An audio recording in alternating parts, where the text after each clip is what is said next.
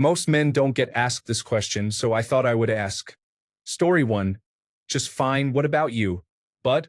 Story 2. Have a presentation in 10 minutes. I am nervous as expletive. Update. Not sure how I missed all the replies, but it went well. Got my boss and her boss off my back. I live to fight another week. Thanks for all the support. Wished I had seen this after the presentation ended. Story 3. Posted this elsewhere. I am a 35-year-old American checking in and not doing well. My wife is 8 months pregnant, and recent doctor visits have made me worried about her health and the baby's health. Nothing too concerning yet, thankfully, just some warning signs. I lost my job back in July very suddenly. I started a new job in September that pays less, isn't as good of a fit, and they really overhired, so I don't know if I'll make it to the new year. And, the big news story. Lots of compounding problems, and I don't feel like I have anyone to go to about it. Story 4. Annoyed that despite black men voting as the second most progressive part of the electorate, they are getting blamed and accused of being misogynistic, racist, and colorist because Kamala lost. Even if every single black man voted for her, she still would have lost. It's not on us. Blame the responsible party, the Democratic National Committee. Story 5. Disappointed but not surprised. But I'm a 43-year-old black man, so I'm pretty used to this place disappointing me. Beyond that, just hoping this job I applied for calls me back. Story 6. Turned 30 today, and shortly after waking up, the fiancé decides to immediately hit me with, "You don't deserve to celebrate your birthday." A shock. But oh well, guess I'll just drink and work on my business. Thank you all for the birthday wishes. As for dealing with what was said, as much as I want to handle it now, I figured why ruin the rest of the day and deal with it tomorrow. Gotta focus on that birthday. Story 7. Today I am doing nothing and I am lonely and in pain and tired. I can't relax, but at least there is a frozen pizza I can make later. I got myself and that's it. Story 8. Honestly, I felt okay this morning but have gotten more and more angry throughout the day. This is what we have come to. I deployed to Afghanistan and went to a war zone for this. I feel like my country has betrayed me by voting in someone who actively tried to overthrow democracy, and people are welcoming him with open arms. What's worse, my wife and I are going through in vitro fertilization, so the slim chance I had of being a father is further put at risk now that abortion and in vitro fertilization are under threat. Even worse than that, my wife's fundamental rights are under direct attack, so if she got pregnant and something went wrong, I'm not sure she would be able to get the care she needed to save her life. I can't focus at work today, and my wife is having a rough time today too. So, to answer your question, I'm not great. Not at all. Story 9. My wife is having a full nervous breakdown. She has declared that because I am unwilling to move to another country, she is going to quit working and never leave the house again because the country has decided that's all she's good for. I am disappointed, angry, and somewhat scared, but I am having to suppress all of my own emotions to try and fail to help her with hers. I am lost and hurt, but do not know what to do other than pretend nothing is happening. Story 10. Well, I'm frustrated. Democrats need to take a long, hard look at themselves. They need to ask hard questions about what they have been focusing on for the last 10 years. They need to get out of their echo chambers and start listening to the majority of people in America and what they care about. But instead, this morning, the echo chamber just seems to be louder and more desperate. Story 11. I had to sign a disposition of frozen embryos agreement earlier than I wanted, but of course, with this election, they are trying to ban that part of in vitro fertilization, and I may never be able to do this in the future. I hate this country right now. Story 12. I am mostly worried about how the election will affect the North Atlantic Treaty Organization and Ukraine. I am interested to see how different states are going to regulate abortion. I am generally expecting a sort of approach towards a mean set of regulations, given that the broad public supports pro-choice views. Story 13. My ex-girlfriend, who has been living with me for the past 6 months, is moving out this weekend. I found out she's been talking to someone for the past month while I was still supporting her in many ways during these months and being a father figure to her little boy. I feel used and disrespected after giving her the opportunity to better herself and become financially independent. But instead, She's focused on jumping into the next relationship without working on herself or putting her child first. She's an amazing person. I just feel like she's lost at the moment, and I truly want her and her son to be safe and happy. I still have so much love for them, and if I could, I would do or say anything to repair the life we were building together. I just know that's not a possibility anymore since she's already moved on. Story 14. Aside from the jokes we're all making, it reminds me of something my college chemistry professor once said. How are you? You'll say fine, but could you imagine if we just said the honest truth? Brother, friends, fellow people, I'm not doing well. It's really rough. I voted for what I wanted to see what I wanted others to have, and the burden is I just want to know what more I could have done.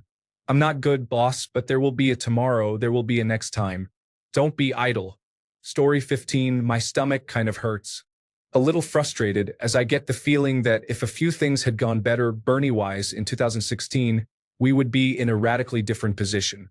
I fear for a war in Mexico, or that Israel will obliterate some random Middle Eastern country. I think tariffs will have a disastrous impact on my future well-being. The only thing we can do is work on ourselves. Story 16.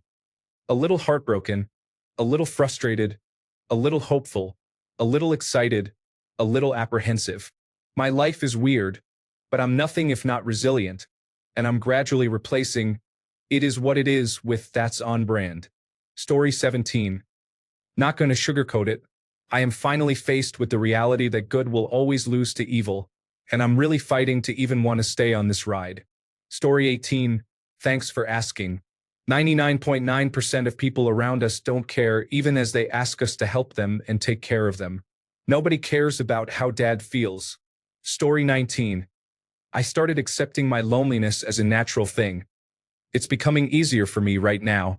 I've also embraced my feminine side and ordered my first thigh highs and leg garters for them. Story 20. Just really angry and scared at this point. I'll be fine. I'm a cisgender straight white dude. I have nothing to worry about. But I have LGBTQ friends, female friends, and friends of color. I'm really nervous about their future. The country isn't going to burn down, but we have a conservative House, Senate, presidency, and Supreme Court with the chance to impact that for the last 50 years. So any changes that this administration wants to make will go through without impediment for at least 2 years. It's going to be a slow burn, so people will be able to dismiss the damage these changes will cause because it isn't an overnight thing. It's the perfect storm situation, and I'm scared for my friends. Story 21. It's a pretty rough day through and through, but my wife and daughter will be there with smiles, hugs, and stories about their days when I walk through the door this evening. Looking forward to the positivity they bring into my day is usually enough for me to endure and keep wading through the challenges. Perfect is an ideal. Good enough to make it home to my true happiness is an acceptable reality. Story 22. Thanks for asking. As a male here in Australia, I couldn't be better. I have a good job, live where I want to, love life in general, and I'm feeling positive. For those who aren't having a good day, I feel for you and trust that you reach out to get the help that you may need. Story 23. I just returned from a mental health weekend with my wife. No television, no internet, just she and I in the outdoors under the stars in a glamping geodesic dome with a deck and hot tub. We played board games, made love in the hot tub, in the bed, on the deck, and talked about everything. I feel fully rested and ready to get back to work, dealing with difficult people and challenging customers. Story 24. I'm reminded that I feel, at times, like the only human surrounded by chimps, arguing with Democrats about why they lost and how I saw it coming, arguing with Republicans about how just 4 years ago they were the sore losers they complain the liberals are today, telling them that they're the sore winners that the liberals were 4 years ago. I hate that I feel superior to others, but sweet zombie Jeebus, I think I should just take over the world. We'll live by the motto of Bill and Ted's Excellent Adventure: be excellent to each other, instead of hating each other because we vote differently. Story 25. Not good. I will always vote in favor of what is best for my wife and daughter. I am sick to my stomach. I am scared. I am scared for basic human rights, and I am scared we will be stuck in a horrible government for a long time. Story 26. Well, a racist, fascist, rapist, and convicted felon just took over the White House, and now I fear the worst for my wife and peers. We are also the laughingstock of the world yet again. Not great. Story 27. I wake up at 6 to 7 a.m. to a hungry 5-month-old. Make sure she is safe and hopefully get a 20-minute nap or two together until the older woman leaves work at 3 p.m. I go into work at 5 p.m. and get off at 1 a.m. I am home and asleep around 3 a.m. When we both have Sunday off together, I get to hear how tired and exhausted she is, but I'm not allowed to say the same. Even though working from 6 to 3 and coming home to put the baby to sleep by 8, then having all night to play games with her friends on Discord is much harder. Story 28. Back to teaching high school math. Oscillating between exhaustion, anger, and fear. The superintendent sent a message saying that we should not state our personal political opinions in class. So I didn't, but I did point out that the guy who got elected wants to eliminate the Department of Education. Life goes on, though what sort of life is that? Am I the only person wondering why there are no guardrails? Story 29. I am still fighting my inner thoughts about my ex-lover. We separated almost 10 months ago, and I still keep ruminating about this person. It got easier the past few months, but I keep catching myself coming back to conversations and remembering everything we did together. I keep seeing this person's name in media and social circles, and hearing it from friends when they tell a random story. So bizarre. Even in places where I thought I wouldn't see it, it appears. Recently I've been told that there's a new lover involved, but that didn't make me jealous, enraged, or depressed. This person didn't choose me but chose someone else, and I am left alone. The thought of this would have killed me at the beginning of summer, but now I think I have created such a life for myself that I have almost forgotten what I felt for this person, and this news doesn't affect me as much anymore. Still, I catch myself ruminating, remembering, and replaying early conversations. I try to spot if this person ever lied to me or was deceitful or manipulative. Then I reach a conclusion that this person was bad. But after a few hours, I am happy about the new relationship this person has. I'm so bipolar, it's exhausting. I am really tired of these thoughts, and they make up most of what I'm unhappy about. I don't know if you get what I'm saying, but it's not this person anymore I'm having trouble with. It's the thoughts that affect me, and I don't know how to get rid of them. Anyway, I'm flying to New York next week, so that's great. Story 30. I was told I was a terrorist today and that I should be deported out of the country I live in about 10 minutes after I got off work, walking to my car, by some random guy. I think it's said because I was wearing a keffiyeh, but I'm just walking to the car as normal. So that ruined my day and made me sad.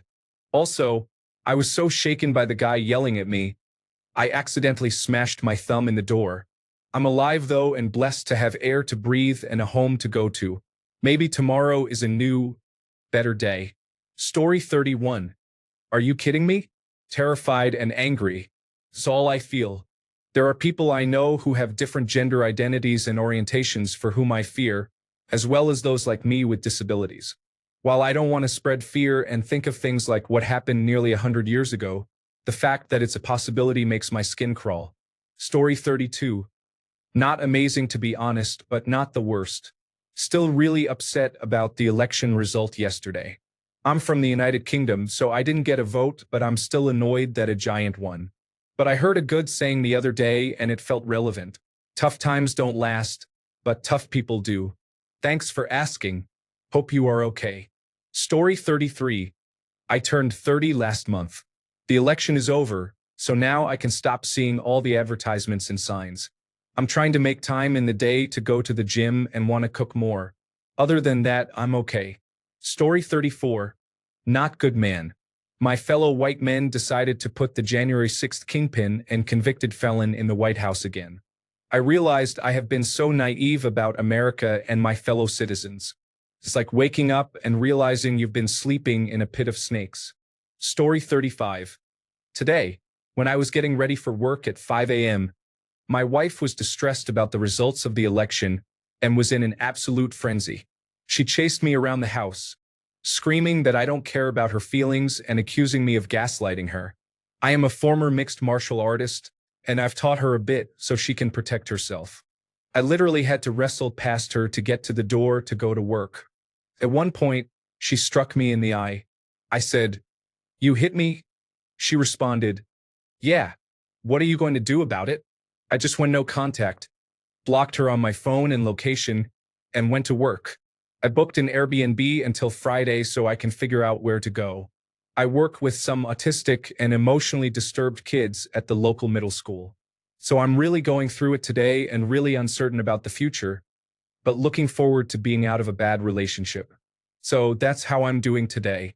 Hope you all are okay and doing better. Story 36. I'm exhausted because I was woken up by my wife, who was upset with the results.